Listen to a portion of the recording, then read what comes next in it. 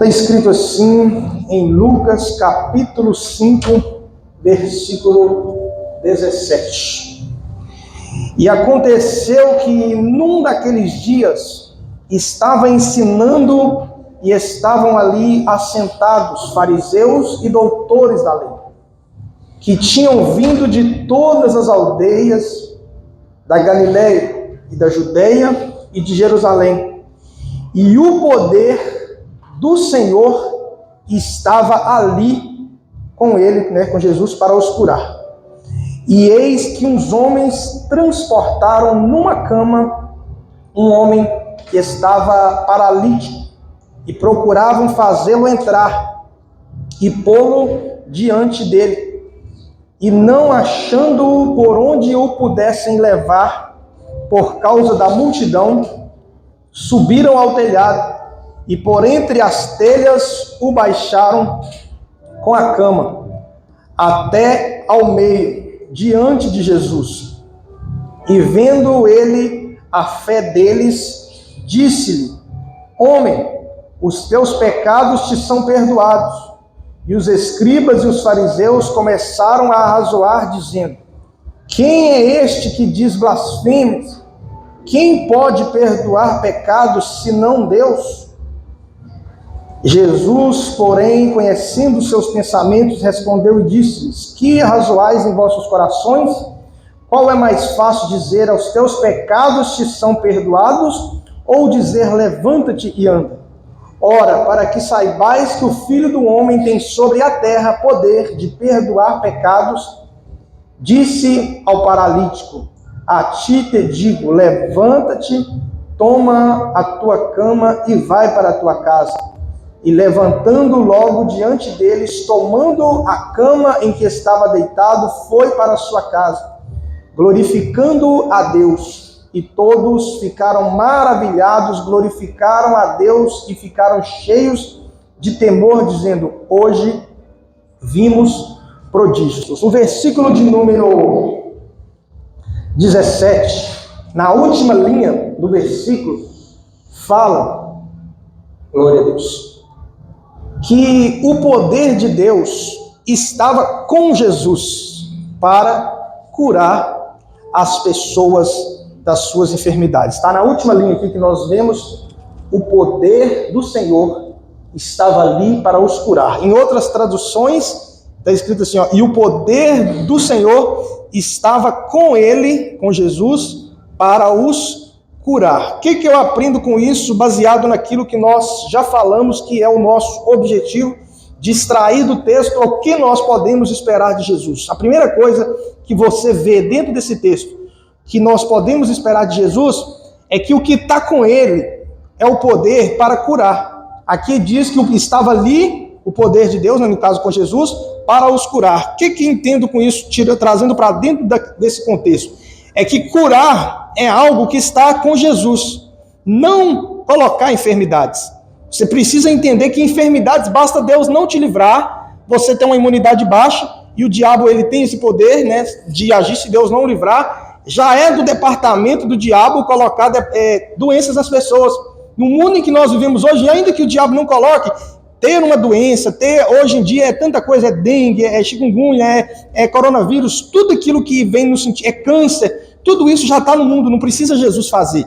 Porque o que está com Jesus para fazer é curar. É como se tivesse uma equipe, por exemplo, 2 pessoas, e falasse assim, com você o papel é esse, com você o papel é esse. Só para você entender. Então, tira da sua mente que colocar enfermidade em você, em pessoas, em crianças, em adultos, em pessoas que não estão na presença de Deus, embora Deus tenha o poder de fazer isso, não é do departamento dele fazer esse tipo de coisa. Não é algo que você deve ficar atribuindo a Jesus, que ele fica fazendo, que é como se fosse parte da natureza dele, como se fosse parte do caráter dele gostar de ficar colocando enfermidade nas pessoas. Porque o que está com ele, como o versículo diz na última linha aqui, é o poder do Senhor para curar. Com Jesus está a parte positiva. Ele tem o poder de pôr uma doença? Tem. Mas isso não é algo que ele fica fazendo naturalmente. Não é algo que pode ser atribuído à reputação dele. Ele pode permitir um crente ficar doente para tratar com ele? Pode. Mas isso não é algo que ele fica fazendo todo dia, toda hora na vida das pessoas, tipo 50%. 50% ele cura, 50% ele põe doença. Você tem que entender que o que está com Jesus, o que foi atribuído para ele, foi levar sobre si as nossas enfermidades e trazer saúde, e trazer cura física, e trazer saúde e integridade física. Então, quando você tira da sua mente que o Jesus ele pode ficar a qualquer momento, por qualquer coisa, colocar uma doença em uma pessoa, você já tem a respeito dele uma opinião melhor. Você vai ter uma fé mais positiva, porque se você crê que ele pode tanto te dar uma doença como te dar a cura, você não sabe, é 50%. Será qual que ele vai fazer? Será que ele vai me dar a doença? Será que ele vai me dar a cura? Você já tem que pensar que o que está com ele, o que Deus atribuiu a ele, a missão com a qual ele veio, foi a de curar as enfermidades. Ele pode, tem poder? Tem, mas isso não é algo que está na missão dele. A Bíblia diz que ele disse assim, ó, eu vim para que tenham vida, e vida com abundância. Então você tem que entender que doença não é vida com abundância, nem vida e nem vida com abundância. Então você tem que entender que de Jesus você pode esperar algumas coisas, e você não pode ficar vivendo a vida cristã esperando dele uma doença, esperando dele um mal, esperando dele uma maldição, porque se ele quisesse para você doença, maldição, morte, era só ele não vir, porque isso já ia acontecer. Se ele quisesse que você fosse para o inferno, era só ele ficar lá no céu, porque a Bíblia diz que quem crê é salvo, e quem não crê já está condenado. Perceba que não é ele que vai condenar. A Bíblia diz que a pessoa sem Jesus, ela já está condenada. Por quê? Jesus não precisa condenar ninguém. Jesus não precisa mandar ninguém para o inferno. Essa coisa de ir para o inferno já é o curso natural das coisas. Jesus entrou no caminho desse negócio para poder livrar pessoas de ir. Não está no departamento dele, não está no coração dele, não está em uma das missões dele ficar mandando pessoas para o inferno. Porque se fosse para mandar, era só não fazer nada. É como aquela pessoa que está vendo um problema, só não fazer nada que o problema vai acontecer e a culpa não é dele e nem a responsabilidade é dele. Simplesmente o problema aconteceu porque já tinha que acontecer. Então você tem que entender que o que está com Jesus, o que Deus colocou na missão de vida dele, foi curar suas enfermidades. E aí, trocando aqui enfermidades por outras coisas ruins, você tem que entender que o que está com Jesus é quebrar maldições, não lançar maldições. Porque a Bíblia diz que ele levou sobre si as nossas maldições, ele se fez maldito na cruz do Calvário. Então você tem que pensar em Jesus em termos de, se tem uma maldição, não foi posta por Jesus, e ele é um que pode curar ela. Você não pode ficar esperando dele que ele põe maldição e que ele quebra a maldição. Você tem que ter em mente que ele quebrar uma maldição é totalmente normal. Ele livrar você de uma maldição, transformar uma maldição em bênção, é totalmente do caráter dele. Agora, ele pegar um crente que é salvo, lavado, remido no sangue do Cordeiro, ou até uma pessoa que não é dele, e lançar uma maldição na pessoa, ele tem o poder de fazer isso? Tem. Mas não é algo para ficar se esperando que ele vai fazer o tempo inteiro, como se metade ele abençoasse, metade ele amaldiçoasse. Como se o caráter dele fosse dividido no meio, que ele tivesse 100%, 50% dividido para abençoar e 50% dividido para amaldiçoar. Quando você tem de Jesus essa percepção, você vai crer nele errado. Você vai crer de uma maneira equivocada. E você, quando errar, quando você vê um problema na sua vida, você vai ficar pensando, isso pode ter sido Jesus. Isso pode ter sido Deus. Isso pode ter sido alguém. Só que você não sabe que por causa do pecado na humanidade, maldição já é normal. Por causa de maldições, de envolvimentos com coisas erradas, por causa de ligações familiares, até pessoas que, antepassados suas, tiveram envolvimentos com coisas erradas, maldição já é uma coisa que vem, mas não é uma coisa que Jesus põe. Quem está entendendo a diferença, diga glória a Deus. Então você tem que ter essa consciência de que maldição não é algo que faz parte do caráter de Jesus. A parte dele nessa questão de maldição é quebrar ela, é transformar a maldição em bênção. Por exemplo, um divórcio. Um divórcio é uma maldição, é uma coisa ruim na vida de uma pessoa. Você não pode falar assim, foi Jesus que fez esse divórcio. O divórcio é a maldição. Você tem que pensar o seguinte, e esse divórcio foi coisa do inimigo, ou do homem. E Jesus é que vai entrar na história agora para transformar a maldição em bênção. Você não pode falar assim, ele tanto faz divórcio, como ele faz novos casamentos. Ele tanto destrói uma família, como usa para restaurar outra família. Quando você tem essa crença errada, você vai ter problema. Você vai atribuir para Jesus coisas que ele não fez. Você vai ver pessoas doentes e vai falar que é Jesus. Você vai ver pessoas com a vida travada e vai falar, não, foi Jesus. Você vai ver pessoas com o divórcio acontecendo e vai dizer, foi Jesus. E quando, na verdade, o que está na mente dele, no coração dele, é entrar em todas essas áreas e transformar a maldição em bênção. Lançar no inferno não é com Jesus. Se ele não entrar, a pessoa já vai. Com Jesus está salvar e dar a vida eterna. Quem crer nisso, diga amém. Então você tem que ter essa fé correta. Você não pode ficar achando que Jesus é igual a gente, que se alguém nos faz o bem, a gente vai e faz o bem. Alguém nos faz o mal, a gente vai e paga com o mal. Não. Jesus tem na mente dele, no caráter dele, nas atribuições dele, fazer coisas boas, coisas que glorificam a Deus. É lógico que numa hora ou outra ele pode disciplinar um dos seus que foram salvos por ele, pode. Mas geralmente ele vai fazer isso de maneira temperada com graça, temperada com amor. Até na hora que ele faz uma coisa ruim conosco, ele faz não até muito grave para a gente ter o tempo de perceber o açoite e se arrepender e então voltar atrás. Então eu vou continuar aqui para você entender. Você tem que ter na sua mente, fulano de tal nasceu, uma criança nasceu com um problema. Não, como é que Jesus fez um negócio desse? Jesus não fez isso. Isso é coisa ou da genética, ou é coisa natural, ou é coisa de maldição, ou é coisa do diabo, mas nunca é uma coisa de Jesus. Você tem que atribuir a Jesus as obras para as quais ele foi designado. Então você tem que ter essa fé. Diga comigo assim, eu preciso crer corretamente. O que está com Jesus, por exemplo, aqui na igreja, o que é que está comigo? Pregar, preparar, combinar com os pastores de fora. O que é que está com as meninas ali? Limpar a igreja. Então, o que está comigo é uma coisa, o que está com elas é outra. Então, o que se pode esperar de mim? Eu vou estar sempre pregando. O que pode se esperar das pessoas que limpam? Que elas vão estar sempre limpando. O que você espera das pessoas que olham as crianças? Que ela fica ali com as crianças. Por quê? Porque isso está comigo, isso está com elas e isso está com elas. Então, o que é que está com Jesus no arranjar das coisas? Abençoar. Fala comigo assim, abençoar. Diga comigo, salvar. Diga comigo, quebrar a maldição. Diga comigo, curar. Então você tem que ter isso na sua mente. Senão você vai ficar achando que Jesus é só mais um que abençoa e que amaldiçoa, que cura e que lança doença, que lança no céu e lança no inferno. Não, ele é para salvar. Quem vai para o inferno não vai porque Jesus mandou. A pessoa vai para o inferno porque ela rejeitou o perdão de Deus. Ela rejeitou a obra de Jesus. Ela rejeitou o que Jesus veio fazer. Mas ela não vai porque ele mandou. Ela vai porque ela rejeitou o perdão. Quem está entendendo, diga amém. Então você pode esperar de Jesus isso. Maldições existe? Existe. De Jesus você espere que elas sejam quebradas, não que elas sejam postas. Quem está entendendo, diga amém. Então você precisa crer nisso e parar de confessar contrário a isso. Conforme isso, você tem que confessar que Jesus cura.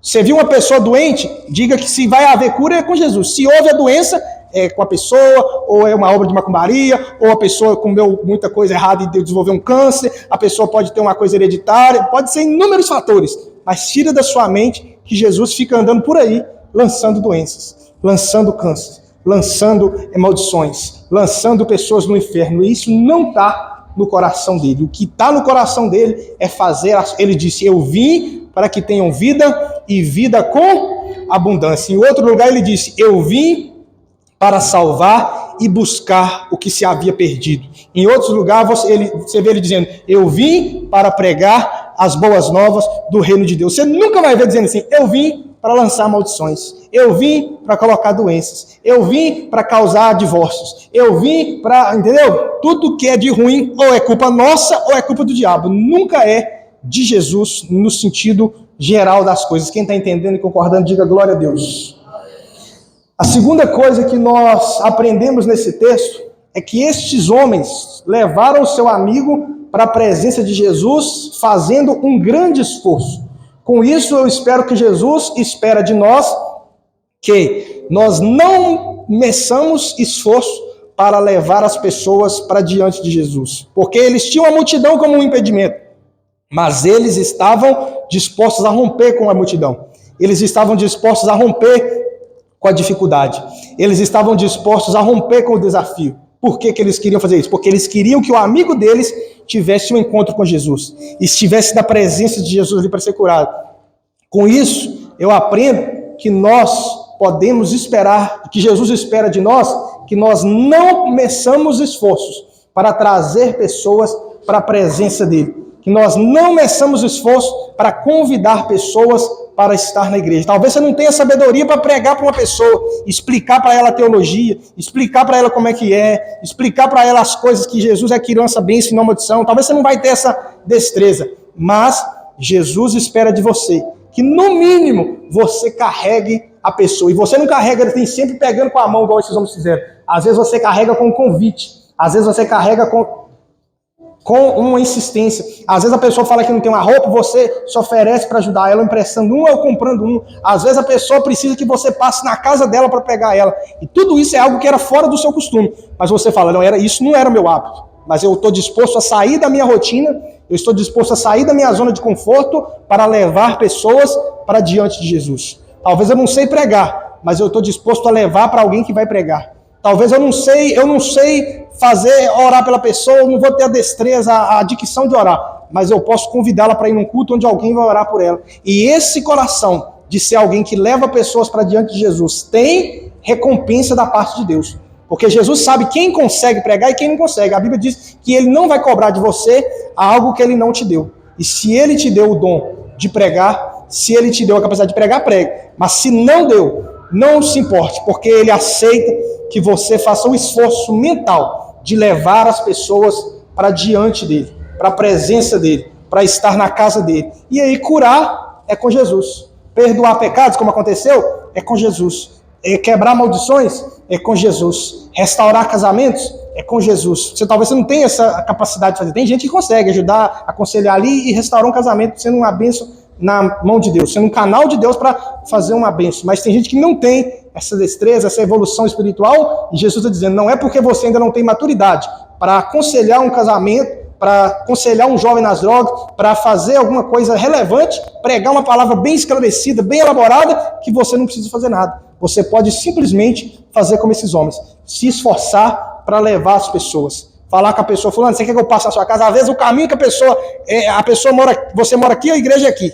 A pessoa mora lá. Você, em vez de passar aqui, você vai ter que fazer uma volta para trazer a pessoa, porque a pessoa só vai se você passar na casa dela. E uma pessoa que não tem esse coração, ela diz, eu convidei e não quis ir. Mas a pessoa que tem o coração desses amigos aqui, ela fala, eu convidei, apareceu uma dificuldade, eu estou disposto a sair da minha zona de conforto para levar pessoas para a igreja. Eu estou disposto não, eu ganho R$1.000, eu estou disposto a me sacrificar, viver com 900, para separar uma parte do que eu tenho, para que pessoas possam ouvir a palavra com o meu dízimo, com a minha oferta. Porque a pessoa que não tem disposição de se sacrificar, tanto financeiramente, como aqui no caso desses homens, como alguém que tem a disposição de passar na casa de alguém, a pessoa que tem a disposição de suportar uma fraqueza de alguém, quem não tem esse coração, dificilmente ele herdará o reino de Deus, porque o reino de Deus é tomado por esforço. Não é, Jesus me ama, eu vou herdar o reino de Deus. Não vai.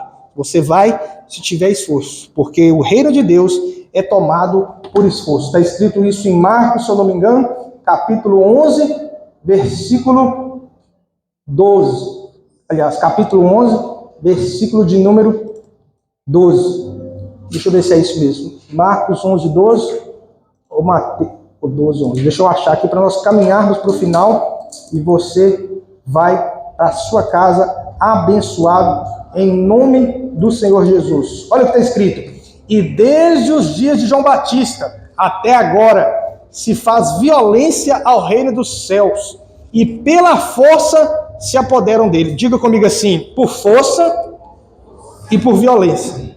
Essa violência que não é bater nas pessoas, é uma violência assim, é você falar assim, não dá para passar, que não vão descer pelo telhado. É você falar assim, fulano de tal, você não vai na igreja sozinho, não, eu vou lá na sua casa e te espero na porta.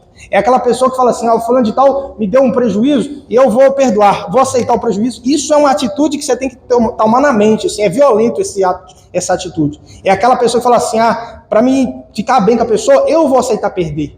É algo que demanda uma força mental. A pessoa me fez mal, mas eu vou escolher perdoar. Isso é tipo, você está fazendo violência ao inferno. Você está fazendo violência ao diabo. Porque para ele é violento demais você perdoar uma pessoa. Você deixar para lá uma ofensa. Você mora lá no morro e falar assim, a pessoa mora lá perto do posto de gasolina de baixo e a pessoa fala assim, eu só vou se você passar lá em casa. Você sai lá do morro, descer, passar lá e larga a pessoa e voltar com a pessoa. Uma pessoa normal ia dizer assim, não, se fosse no meu caminho eu passava. Mas uma pessoa que é violenta nesse sentido positivo aqui, ela fala, não, eu vou. ela vai, caminha mais e vem. Por quê? Porque ela está disposta a fazer coisas agressivas no ponto de vista positivo para a glória de Deus. Você fazer um jejum até meio-dia é normal. Mas você fala assim, eu vou fazer um jejum até 6 da tarde. É uma atitude violenta. Você pegar um dinheiro que você tem e gastar com você mesmo, normal. Agora, você abrir mão de um prazer que você queria para investir na obra de Deus, isso é uma coisa violenta. Isso é uma coisa que você está sendo disruptivo. É uma palavra que existe, não sei se você sabe o significado, mas ela quer dizer que você saiu da lógica. Você fez aquilo que ninguém esperava, mas que era a vontade de Deus. Então, se você quer ser salvo, você precisa entregar o seu coração para Jesus. Mas se além de salvo você quiser herdar o reino de Deus, você vai ter que ser um cristão que em muitas situações você vai ter que ser violento. Nunca com alguém, mas sempre com a situação. Violento com o desânimo. Às vezes vai dar aquele desânimo no domingo à tarde. E Jesus está dizendo, seja violento com você mesmo, com a sua mente, com aquele desânimo. Passa por cima dele, seja violento. A pessoa me ofendeu. Seja violento com a sua própria autoestima, no sentido de aceite ser ofendido. Aceite ser violentado nesse sentido aqui. Não seja uma pessoa que tudo tem que estar certo. Ninguém pode te ofender, ninguém pode falar nada, ninguém pode te desagradar, porque você é uma pessoa que quer tudo certinho, só que o problema é que você erra com as pessoas. Então nós somos chamados a ser pessoas violentas no bom sentido da palavra, que é o sentido de ser esforçado, não fazer a lógica. Porque fazer a lógica não demanda esforço nenhum. Você vai descer um morro. Tem até um ditado que diz, que você desce um morro, todo santo ajuda. Então não tem esforço. Agora, quando você vai subir um morro, você tem que fazer um esforço. A vida cristã, ela tem que ter um esforço. E detalhe, você já começa a partir da salvação. Diga comigo assim, a partir da salvação. Nós não temos a placa da outra igreja, está lá, nós nem vamos pôr ela aqui. Depois nós vamos bolar um negócio ali para ficar ali um nome escrito ali. Mas lá está escrito, não sei se você lembra, na placa da igreja estava escrito, buscando o reino de Deus. Quem lembra que estava escrito na placa? Alguém lembra que estava escrito lá na placa da igreja, lá na outra igreja? Tinha uma frase assim, bem no meio da placa, lá na parte naquela grande placa e na pequena também. Tinha uma placa escrita assim, ó, buscando o reino de Deus, fundamentados na nova aliança. Vou falar e você repete, diga comigo assim, buscando o reino de Deus, fundamentados na nova aliança. O que quer dizer essa frase? Você já está no lugar, você não está querendo alcançar alguma coisa que você não tem nada. Você já está em algum lugar. Qual lugar que você está? Você já está na nova aliança, você já está em Jesus, você já está salvo. Mas o que você está buscando? O reino de Deus. Você não está buscando a salvação, porque ela é dada pela fé, pela graça de Deus, porque Jesus pagou um preço, porque Ele te comprou, tudo isso é a salvação. Você não ia para o inferno, não vai mais. Agora, herdar o reino de Deus tem que ser violento. Herdar o reino de Deus, você tem que ser uma pessoa que faz algo que dá trabalho. Você vai ser sempre testado em alguma área. Você nunca vai ficar de boa sempre. Vai ter uma tentação, uma provação, uma coisa difícil. Um dia vai te dar um desânimo, uma pessoa vai te trair. Tudo isso você é convidado a ser igual a Jesus. Porque ele foi traído e disse, Pai, perdoa-lhes porque não sabem o que fazem. Ele foi ferido na cruz e orou pelas pessoas. Você consegue orar pela pessoa que te fez mal? Uma pessoa que faz um trem desse, uma coisa dessa, ela tem que ser violenta consigo mesmo. Porque a vontade que dá é de pedir justiça. Normal. Se a pessoa te fez o mal, você orou pedindo justiça, normal, você só seguiu a sua natureza. Agora, você orar pelaquela pessoa, isso é um negócio que demanda esforço. E para esses que têm o esforço, Jesus está dizendo, tem para vocês reino de Deus, que é outra coisa, não é o céu. Todo filho de Deus é para o céu, mas nem todo filho de Deus vai para o reino do céu, que é outra coisa. Você precisa desejar isso, e Jesus mandou você buscar isso em primeiro lugar, quando ele disse, buscai em primeiro lugar o reino de Deus. Olha o que está escrito, para finalizar aqui, Lucas capítulo 10, versículo, Lucas 19, 10. Olha o que está escrito, e você medita e entenda o que está falando. Jesus dizendo, porque o Filho do Homem, se referindo a Jesus. Eu vou ler o versículo 9 para você entender. E disse Jesus, hoje veio salvação. Fala comigo assim, salvação. O que é salvação? Ir para o inferno não vai mais. Para esta casa, pois também este é filho de Abraão. Porque o Filho do Homem, Jesus, ele veio buscar e salvar o que se havia perdido. Quem é que faz o serviço aqui? É você ou Jesus? Nós somos o perdido sem Jesus. Quem é que buscou, quem é que salvou, quem é que fez aqui? Foi você ou foi Jesus? Jesus. Então, buscar e salvar. Buscar é te pegar. Salvar é te levar para o céu. Olha o que está agora em Mateus capítulo 6, versículo de número 33. Mas, buscai. Jesus está falando com os discípulos, falando assim, vocês buscai, em primeiro lugar, o reino de Deus e a sua justiça, né? As obras de um justo. E todas essas coisas vos serão acrescentadas. Jesus falou que vai fazer o que aqui? Acrescentar. Mas ele falou que vai buscar alguma coisa, que salvar alguém aqui? Sim ou não? Não. Ele disse, buscai. Por quê? Porque uma coisa é você ser salvo, outra coisa é você ir para o reino de Deus. Para você ser salvo, Jesus desceu do céu para te buscar e te salvar. Mas para você ir para o reino, você vai ter que ter um esforço. Você não vai poder ser uma vida qualquer. Tudo que você sente vontade de falar, você fala. Tudo que você sente vontade de fazer, você faz. Porque você, eu sou assim, eu sou livre. Não. Você tem que andar por um caminho estreito. Por isso que fala buscar. O buscar aqui não é Jesus buscar. É você buscar. É você aceitar fazer aquilo que é a vontade de Deus, mesmo que seja difícil, mesmo que custe um preço, para que você possa herdar o reino de Deus. Amém?